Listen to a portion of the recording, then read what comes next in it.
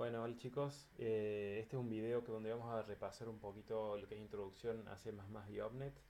En este primer video vamos a enfocarnos puntualmente en C++ y vamos a hacer otro después para OPNET para ir separándolos un poco. Así que bueno, esto corresponde a la segunda parte de los laboratorios de la materia redes y sistemas distribuidos que se dicta en el 2019 en FAMA. Bueno, como les decía, vamos a empezar un poquito con C++. Este va a ser el lenguaje que vamos a usar en los laboratorios 3, 4 y 5. ¿Se acuerdan? En el laboratorio 1 y 2 estuvimos basándonos en Python. Y en esta segunda etapa vamos a meternos un poquito más en la parte de simulación. Y la manera para usar simulación va a ser usar un framework muy conocido que se llama OPNET, que se programa por medio de clases de C++, así que vamos a darle una repasada general a este lenguaje de programación. Creo que para ustedes va a estar bueno porque les ayuda un poco, vamos a haber visto un poco de Python, que para muchos de ustedes es la primera vez que han interactuado con Python, y ahora estamos viendo un poquito más de C++, que también es otro lenguaje de programación muy importante. Así que me parece que si bien vamos a ver de alguna manera bastante reducido uno y otro, vamos a tener una idea general de cómo funcionan y bueno, de ahí ustedes serán libres después en el futuro de poder profundizar cada uno de ellos. Bueno, a ver, C++. C++ es conocido como un superconjunto de C, fundamentalmente porque el lenguaje C, que es un lenguaje relativamente de nivel un poco más bajo que C++, este, se encuentra comprendido dentro de lo que es C++. Y esto quiere decir que esencialmente cualquier programa que uno legalmente haya codeado en C puede correr como un programa adentro de C++. Acá a la derecha tenemos ahí un ejemplito de cómo es un código C++, que si ustedes vemos en este caso es prácticamente lo mismo que un código en C, ¿sí? Ahí lo vamos a correr ahora, tengo el editor acá abierto para que lo revisemos. Para contrastar un poco con Python, Python nosotros venimos trabajando con un lenguaje que básicamente se compila en tiempo de ejecución, es interpretado, ¿sí? Entonces básicamente por línea a línea de instrucción hay un intérprete de Python que ejecuta, digamos, la instrucción en la máquina local. C es diferente, es más clásico, más parecido a lo que tradicionalmente han sido los lenguajes de programación y es compilado. ¿Esto qué quiere decir? Que uno escribe el código en un texto, en un archivo de texto, y este texto luego es compilado y traducido a lo que se llama lenguaje máquina, ¿sí? Esto lo han visto ustedes en organización, en arquitectura de computadora, que este es un lenguaje nativamente conocido como assembler, y bueno, y cada familia de procesador tiene su lenguaje de assembler, y básicamente de este texto en C se traduce a un lenguaje de assembler basado en el hardware donde está corriendo la máquina local, y eso es lo que finalmente se puede ejecutar. Esto que quiere decir que si yo paso mi lenguaje compilado, digamos ya mi binario, se lo paso a otro hardware, no va a poder funcionar, ¿sí? Así que habría que hacer una recompilación del código original en C.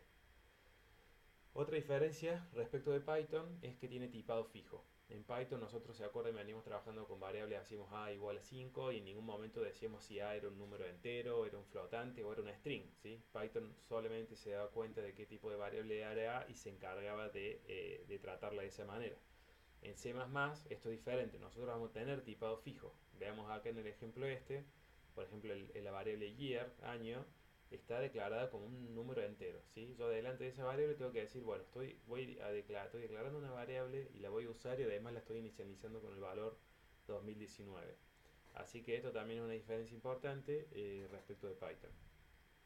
La gran diferencia de C++, sobre todo respecto de C, es que es orientado a objetos. Así que en C vamos a trabajar con clases y estas clases a su vez adentro, bueno, se van a poder instanciar en objetos y pueden tener métodos, pueden tener variables, ¿sí? Que son locales a las clases y vamos a poder crear nuevas clases y usarlas adentro de nuestro código en C.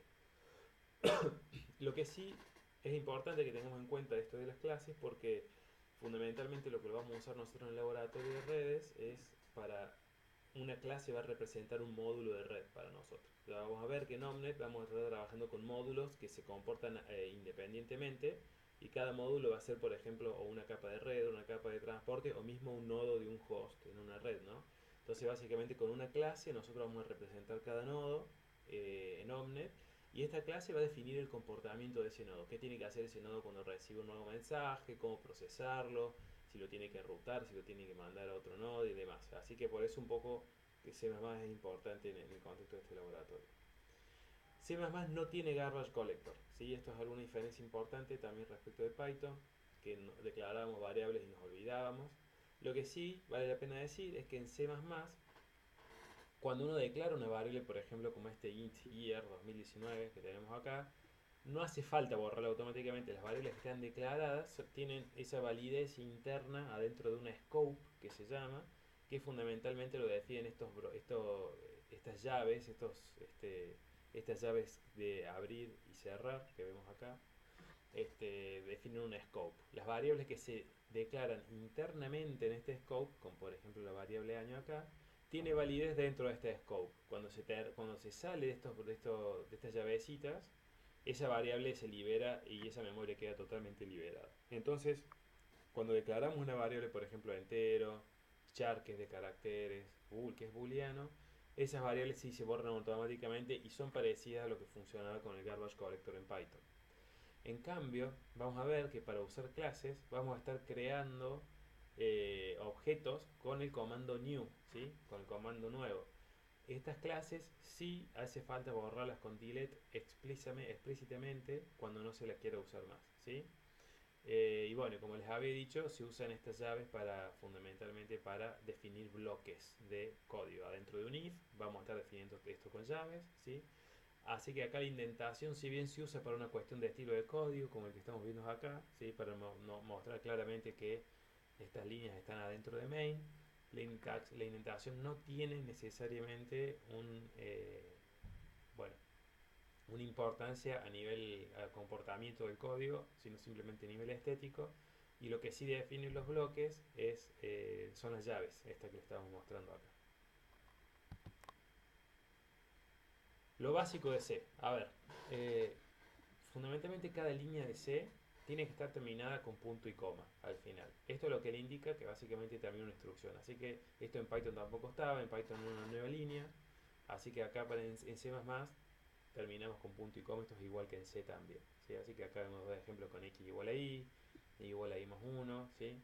Y lo mismo el llamado funciones también termina con su punto y coma al final. Esto, el usar punto y coma permite en teoría que diferentes instrucciones coexistan en una misma línea, como esto que vemos acá. A priori no hay ningún problema, siempre y cuando esté ese punto y coma separando cada instrucción. Y acá está un ejemplo claramente de cómo estas brackets, cómo estas llaves definen los bloques lógicos. Y el tipo de variable que generalmente vamos a estar usando en C, bueno, tenemos variables de booleanas, ¿sí? Que ocupan un byte de memoria, obviamente todas suelen ser true or false. Algo para pensar es por qué hace falta un byte para algo que es true or false. Bueno, eso por ahí es una pregunta que le dejo a ustedes también para que lo piensen. Variables char, que son de caracteres, ¿sí? Que son solamente un byte, fundamentalmente pensadas para almacenar byte ASCII, digamos, ese texto. Pero que también pueden tener obviamente una connotación numérica, una interpretación numérica, así que bueno, estos pueden ir de 127, de menos 127 a 127, o de 0 a 255, depende si se lo interpreta como un número con signo o sin signo. La variable entera, ¿sí? Que en este caso la entera ocupa 4 bytes y bueno, tiene un rango bastante amplio de números enteros. La variable unsigned int, que es el entero sin signo, que también ocupa 4 bytes y como no tiene signo comienza del 0 y bueno, y duplica el rango positivo que tiene el número entero aproximadamente. Los variables de punto flotante, ¿sí? Ya conocidos, y tenemos un punto flotante doble, ¿sí? Que ocupa justamente, se llama doble porque ocupa 8 bytes en lugar de 4, que tiene un rango bastante más amplio. También vamos a ver por ahí que hay un tipo de variable que se llama void, que quiere decir que no, es una variable sin tipo y se usa muchas veces para declarar funciones que justamente no retornan ningún tipo de variable, entonces se usa void como, bueno, como una variable que no tiene tipo. Void en inglés es vacío, como para tener una idea de lo que es esto, ¿no? Y bueno, y ahí abajo vemos entonces acá como por ejemplo se puede declarar el entero IJK, ¿sí? Se declara tengo tres variables IJ y K que son enteras. Tengo un entero D que vale 3, tengo un valor de punto flotante que vale 5.1, fíjense que ahí no está el punto y coma, ¿sí? Así que sería un error. Bueno, y por ejemplo una variable de carácter char llamada x que justamente almacena bueno, una letra de x, ¿sí? Fíjense que para definir ASCII o caracteres o texto en C es parecido a Python, donde usamos los comillas estas simples para un carácter y las comillas dobles para cadenas de caracteres. Un poquito de clases. La declaración, ¿sí?, de una clase funciona de esta manera y nosotros la vamos a estar usando de nombre más también, así que está bueno que nos familiaricemos con esto. Fíjense cómo se declara una clase. Una clase se declara con la palabrita class adelante y luego el nombre de la clase que estamos tratando de usar, y después opcionalmente hay un dos puntos, ¿sí?, y viene el nombre de otra clase que podría ser la clase de la cual hereda mi clase, ¿sí? Básicamente mi clase estaría heredando de esta master class, ¿sí? Esto después de los dos puntos es opcional, puede no estar. Y fundamentalmente dentro de la clase, ¿qué definimos? Podemos definir funciones y variables, o sea, métodos y variables, de los cuales pueden ser privados, públicos o protegidos, ¿sí? Eh, Fundamentalmente vamos a estar usando nosotros privados, que son básicamente variables y métodos que solamente pueden llamarse dentro de la misma clase, y aquellos públicos que pueden llamarse desde fuera de la clase, ¿sí? Entonces, cuando yo desde mi main instancia esta clase y digo, bueno, de esta clase voy a generar un objeto, solamente voy a poder acceder a las variables y a las funciones que son declaradas como públicas. Entonces, por ejemplo, una vez declarada la clase, yo puedo declarar, por ejemplo, acá hemos declarado una función pública que se llama function1, function1, y que toma como entrada un entero input, y da como salida otro entero. Entonces acá vemos a la derecha cómo está definida esta función, donde la vuelvo a repetir que esta es una función 1 dentro de mi clase className, que devuelve un entero y toma un input como entero. Fíjense que lo que hacemos acá es, ¿no?, fundamentalmente tengo un number, una variable number que le incremento una unidad, ¿sí? Fíjense que number es una variable privada interna de esta clase, así que no la estoy declarando acá de vuelta. Y bueno, y llamo a otra función 2, ¿sí? Y luego retorno esta variable number a mi main principal. Básicamente retorno el number como resultado de esta función. Y la función 2, que es una función protegida, básicamente lo que hace es imprimir en pantalla esta palabra hello world. Este cout es básicamente el estándar output del código de C que nosotros estamos corriendo. Bueno, y acá lo que estoy haciendo, acabo de pasar a la máquina virtual, ¿sí?, que está en el aula virtual justamente. Así que paso un poco a mostrarles. Si ustedes se fijan en el laboratorio, en el aula virtual de la materia, ya está publicado el laboratorio 3, y uno de los enlaces de este laboratorio 3 es la máquina virtual de OPNET++, ¿sí? Así que de acá la pueden bajar y pueden correrla directamente bueno, con el Oracle VirtualBox. Yo por ahí les puedo mostrar rápido acá, que es este ejecutor de máquina virtual. La pueden importar directamente aquí adentro. También le pueden hacer doble clic a la máquina virtual y la pueden hacer correr. Estoy pasando un poquito acá a esta máquina para mostrarles lo siguiente. Aquí adentro lo que van a ver, por ejemplo, hay un archivo de texto que es usuario y clave. Por ahí, si se le bloquea la pantalla, lo tiene que volver a abrir. Está usuario y clave, el nombre de usuario y la clave respectivamente, así que eso está ahí. Y bueno, y acá está el Omnet++, que es un IDE, que es el que vamos a empezar a usar, y también lo podemos usar para hacer unos ejemplitos de C++, y por eso me estoy adelantando un poco y abriendo esto. Yo acá lo tengo abierto, así que lo voy a abrir.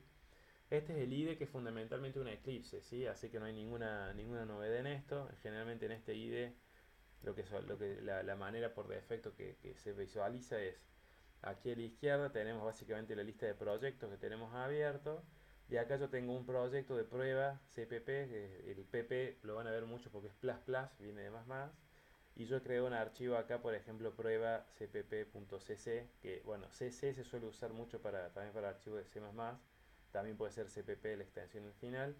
Y bueno, yo acá he escrito, por ejemplo, un texto, nada, un programita muy simple, parecido que está ahí en la filmina, ¿sí? Básicamente es un main, que es la función que se llama cuando el programa inicia, muy parecido a lo mismo que hacemos con Python. Y bueno, fíjense, declaramos un año y hacemos un cout para escribir este texto. Este es el año, y agregamos la variable año y retorna un 0 como para terminar el programa. Así que una vez que está esto acá, uno puede escribir este texto, muchas veces para ejecutarlo hay que hacer hacer que clic en prueba, digamos, simplemente ejecutarlo. A veces algo que hacer es con el clic derecho acá arriba uno puede correr el build, que es básicamente construirlo, o este que está acá arriba también, ¿sí? Y luego lo puede ejecutar. Así que lo vamos a ejecutar un poco hasta acá. Ahí lo construyo, lo está compilando, ¿sí? Terminó de compilarlo. Bueno, y ahí imprimió aquí abajo, vemos la salida en consola, ¿sí? Del programa que tenemos aquí escrito.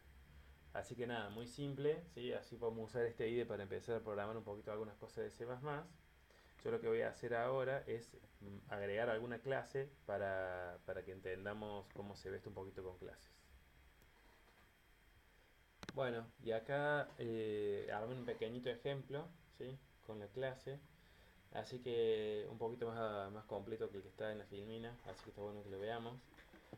Y bueno, básicamente lo incluí todo en el mismo archivo de texto, eso se podría incluir en diferentes archivos, pero fíjense que acá vamos a estar viendo, vamos a checar acá un poco la salida de la consola, y tenemos una parte que es la declaración de la clase, donde declaro cuál es el aspecto que tiene esta clase, cuáles son los variables que va a tener, ¿sí? En este caso tenemos una variable entera número igual a 0, para decir lo que vimos en la filmina. Tenemos una función pública, ¿sí? Que es función 1, ¿sí? Y tenemos una función protected, que es función 2 en este caso, y que devuelve un void en este caso. Por ahí vale la pena aclarar, porque por ahí no es importante que sepan este detalle, pero sí por ahí la diferencia entre public y protected, ya que lo estamos usando. Repasemos esto que dijimos recién. Cuando declaramos algo privado adentro de una clase, estamos diciendo que solamente lo que esté definido adentro de esta clase va a poder acceder a esta variable, ¿sí? En este caso, por ejemplo, la función 1 va a poder editar este número, pero yo no voy a poder accederlo desde afuera del código, ¿sí? La función pública, o algo que está dentro de public, básicamente nos está diciendo que cualquier se puede llamar desde afuera de la clase. Una vez que yo declaro un objeto de esta clase, yo voy a poder llamar a la función 1 sin ningún tipo de problemas. La función protected es muy parecida a la private, con la salvedad de que además protected se puede llamar desde clases que luego hereden de esta clase. Entonces si yo hago otra clase que se llame myClass2, myClass, que herede básicamente las mismas variables, las mismas funciones de esta clase, voy a poder desde esa clase heredada llamar esta función, ¿sí? No así editar el número 0 en este caso, que es una variable privada. Así que bueno, son los tres tipos de clasificación que existen adentro de cada clase. Así que como vemos, acá tenemos, fíjense que las maneras de escribir esto es private, dos puntos, ¿sí? Y después adentro se listan la cantidad de variables, yo acá puedo poner otra si quiero, ¿no? Nada impide esto, así que bueno, básicamente una lista acá de variables sin problemas, ¿sí? Y luego puedo inicializarlos o no. Fíjense que acá número se inicializa 0, esto va a ser cuando yo creo un objeto de esta clase, ¿sí? Va a iniciar con una variable entera number que va a estar inicializada a 0, ¿sí? Eh, Así que bueno, por ejemplo acá Juan es una variable flotante que no está inicializada, la vamos a dejar ahí para que moleste un poco. Así que esto básicamente es la declaración de la clase. Después viene la definición. La definición es donde decimos, bueno, adentro de cada función, ¿qué es lo que va a suceder? Y fíjense que estamos haciendo acá. La función 1, estamos diciendo que toma un entero, y este entero básicamente lo que estoy haciendo, el input lo estoy acumulando adentro de number, en este caso, ¿sí? Así que estoy haciendo number más igual input, ¿sí? Acuérdense siempre los puntos y coma al final. Y luego llamo a la función 2 de mi misma clase y revuelvo este número como resultado de esta función. Y la función 2, como vimos, bueno, básicamente lo que imprime ahora es simplemente imprime en pantalla un current number, dos puntos, y imprime el número básicamente de la clase que tengo definida en este momento. Voy a bajar un poco acá. Bueno, acá tenemos un main que utiliza un poco esta clase, así que fíjense la manera que esto es un poquito, vamos a empezar a renegar un poco con estos conceptos, pero fíjense que acá estoy declarando, estoy llamando, hay una variable que se llama myObject, que es mi objeto, que es del tipo mi clase, ¿sí? MyClass, que es la que definimos acá arriba. Entonces yo fíjense que la manera que estoy haciendo esto es decirle, eh, tengo un asterisco acá, básicamente estoy diciendo que mi objeto es un puntero, ¿sí? es un puntero, algo que apunta a un espacio de memoria que va a estar definido por la estructura que yo le dije de myClass, ¿sí? Cuando veamos estos asteriscos en juego, vamos a estar hablando de punteros. Eh, Repasando un poquito generalmente qué es un puntero, acuérdense, esto también de arquitectura y organización de computadoras. Un puntero es fundamentalmente una dirección de memoria que apunta a un espacio de memoria donde tengo guardada información que a mí me interesa. En este caso nosotros vamos a tener guardada la información de la clase que acabamos de declarar, ¿sí? Entonces este puntero fundamentalmente es una dirección de memoria. Así que ustedes fíjense qué es lo que estamos haciendo. Solamente en esta línea estamos declarando un puntero a un espacio de memoria que le estamos indicando al compilador que ese espacio de memoria va a contener una clase del tipo mi clase, ¿sí? Pero hasta este momento, hasta esta línea, esta clase no ha sido creada todavía. Simplemente tengo puntero, tengo la dirección de la memoria donde esa clase va a existir. Lo que hago en la segunda línea es decir, mi objeto, ¿sí?, va a apuntar ahora a un espacio de memoria donde sí va a haber una nueva clase, ¿sí?, que se llame myClass, y acá le pongo los paréntesis al final y luego punto porque estoy creando esta nueva clase. A una vez que la creo, ya este myObject ya es un lugar, ya es un objeto, apunta a un lugar de memoria con una clase que ya ha sido inicializada. Esto quiere decir que ya tengo inicializado la variable number, ya tengo inicializada la variable float, esta Juan que declaramos, ¿sí?, y tengo estas funciones ya listas para ser usadas. Entonces fíjense, lo que hacemos inmediatamente después es de el objeto myObject, básicamente llamo a una función 1 y le paso el número 5, ¿sí? Así que teóricamente esto lo que va a hacer es que el número de la clase que definimos como que se inicia con 0 va a acumularle 5, o sea, si no nos equivocamos. Y luego podemos volver a llamar esta misma función a este objeto, que en este caso le estamos pasando un menos 4, así que ese número debería acumularse y volver a mostrar el nuevo número. Como la función 1 internamente llama a la función 2, la función 2 se va a imprimir para cada vez que llamemos a la función 1, como habíamos dicho. Finalmente, fíjense, esto es muy importante, hacemos este delete al final porque le estamos diciendo al compilador que este espacio de memoria que ocupamos con new acá arriba ya no lo vamos a ocupar más y lo queremos liberar, ¿sí? Y luego retorna 0 como para terminar el programa. Vamos a compilar esto y hacerlo andar.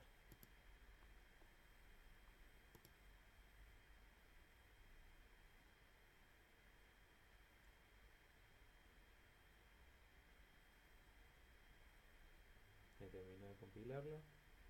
Y ahí está, tal cual, lo que vimos. Current number 5, porque al principio acumula 5 y lo imprime, y luego la segunda función le estoy restando 4 básicamente, estoy acumulando menos 4, así que finalmente termino teniendo menos 1 en el objeto, ¿sí? Así que bueno, básicamente este objeto vive, digamos, tiene una vida, digamos, un concepto de una vida a lo largo del ciclo del programa, que inicia cuando uno lo crea, ese objeto se puede ir modificando con llamadas a funciones, ¿sí?, y finalmente ese objeto se elimina.